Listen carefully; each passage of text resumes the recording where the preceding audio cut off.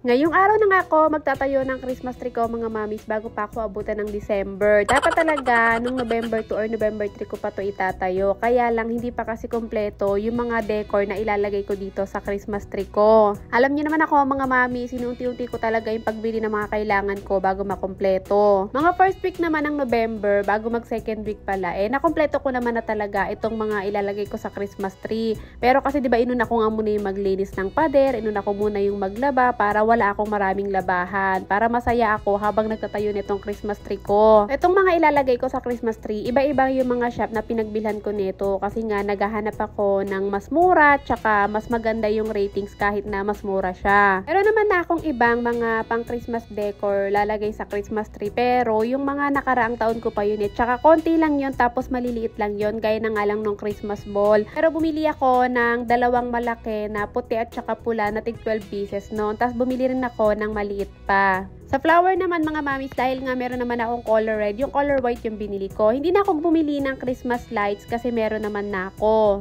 Tapos bumili na rin ako ng mga cherry pang dagdag design nga. Hindi ako bumili ng garland kasi meron naman na ako. Tinabi ko na nga muna lahat ng mga ilalagay kong decor dito sa Christmas tree kasi unahin ko muna nga buuin to. Bale itong Christmas tree ko na to mga mamis bago to. Yung luma ko binigay ko na dun kila mama para meron nga rin silang maitayong Christmas tree doon. Tsaka medyo mas mataas to ng konti kumpara sa dati ko. Etong Christmas tree na to mga mamis, wala pang bare months binili ko na to. Wala akong kasiguraduhan kung anong buwan ko to nabili, kung katapusan pa ng July or mga second week ng August. Basta wala pang bare months na bili ko na to. Kasi mga mamis napansin ko na kapag hindi pa bare months, ang mura talaga ng mga Christmas tree.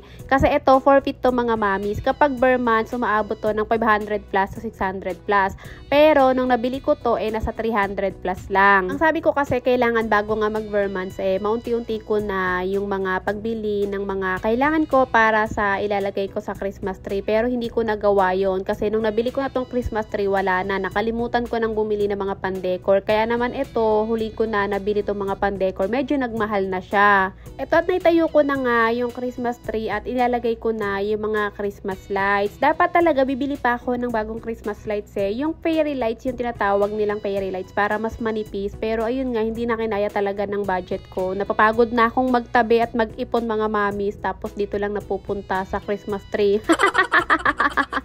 So anyway mga mamis, hindi ko naman babonggahan yung design neto. Medyo dadagdagan ko lang at may babaguhin lang ako. Pero parang gaya pa rin siya nung mga nakaraang 2 taon na nagtayo ako ng Christmas tree. Marami naman akong nakita or napanood mga mamis na nagtayo na ng Christmas tree bago pa mag-November. Kasi September pa lang mga nagkabit na sila. Tapos napansin ko kasi na pare-parehas sila ng design ng mga Christmas tree nila. Pare-parehas ng mga garland, ng mga Christmas ball. So ako, sabi ko ayoko kasi ng ganun. Ayoko may kaparehas ako. Hindi, charot.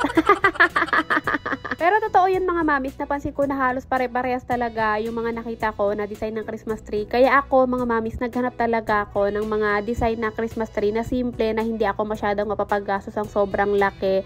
Pero mga pinanood ko, yung mga nagtatayo ng Christmas tree na nakita-katara sa ibang bansa. Napansin ko din kasi sa kanila mga mamis na parang may pagka malumang design pa din yung mga tinatayo nilang Christmas tree. Ganun talaga yung mga trip ko mga mamis. May pagkalumang tao kasi ako Gusto ko nga yung mga lumang design ng bahay, yung mga sinaunang panahon pa. Kaya naman, ganun yung mga ginagaya ko dito sa Christmas tree ko. So, tamang merong kulay lang na puti, pula, tapos pinaka-green nga yung Christmas tree. Kasi ganoon naman talaga yung kulay or yung spirit ng Christmas, diba? Yung puti, pula, tsaka green. So, bali ang ginawa ko sa mga Christmas balls, mga mamis, pinagsama-sama ko sila. Tinatlo-tatlo ko. Kung mas malaki nga lang tong Christmas tree ko at mas malaki din talaga yung budget ko, gusto ko mas marami talaga sanang tumpok bawat Christmas ball. Pero tatlo-tatlo lang kasi nga pinagkasya ko lang. Tapos, nung isa-isa ko naman na siyang naikabit doon sa Christmas tree, sunod ko namang ilagay na yung mga flowers na puti at saka yung pula. So, totoo lang mga mamis, wala naman talaga akong ginagaya dito sa Christmas tree ko. Nanood-nood lang talaga ako, kumuha lang ako ng idea tapos ito, nagsarili na akong desisyon. Kasi nga alam kong hindi ko pa rin naman talaga magagaya yung mga pinapanood ko. Lalo na ako mga mamis, alam nyo, wala talaga akong katalent-talent pagdating sa mga design. Kaya sa totoo lang mga mamis, habang kinakabit or habang nilalagyan ko ng design tong Christmas tree tree na to, medyo na-stress ako kasi feeling ko hindi ko nakuha yung gusto kong design na nakalagay doon sa utak ko. So, ang ginawa ko na lang talaga, tinuloy-tuloy ko na lang ilagay yung mga dapat ilagay ko. Sabi ko na lang talaga, trust the process. Tapos, pag hindi ko nagustuhan, iibahin ko na lang. Pero mas okay kasi sa akin kapag nailagay ko na lahat para makita ko kung ano yung mga dapat baguhin. Pero alam niyo mga mami, habang kinakabit ko talaga tong Christmas tree na to, isa lang ang masisigurado ko sa inyo na sobrang saya ng pakiramdam ko. Kasi 'di ba naalala nyo,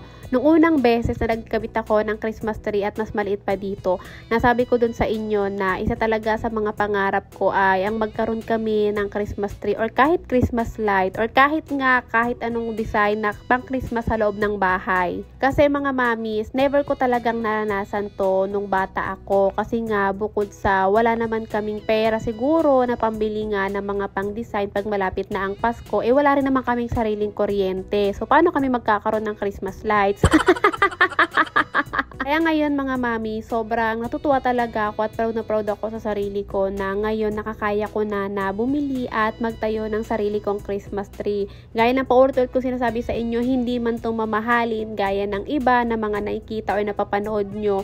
Sobrang halaga pa rin sa akin ito kasi dati nung bata ako, pinapangarap ko lang to. Lalong-lalo na nga kapag nangangaroling kami, ang bahay talaga na pinagngangarolingan namin, unang-una ko talagang tinitingnan yung design na Christmas decor nila sa loob ng bahay. Talagang tinatanaw ko yan, lalong-lalo na nga yung Christmas tree nila. Tapos ayun, dahil nga syempre bata siguro ako noon, talagang gandang-ganda at manghang-mangha talaga ako sa mga bawat Christmas tree na nakikita ko sa mga bahay-bahay kapag nangangaroling kami tuwing December. And finally nga mga mamis, ito natapos na akong mag-decor dito sa aking Christmas tree at ito na yung pinaka-final look niya. Maganda ba mga mamis? Anong sa tingin nyo?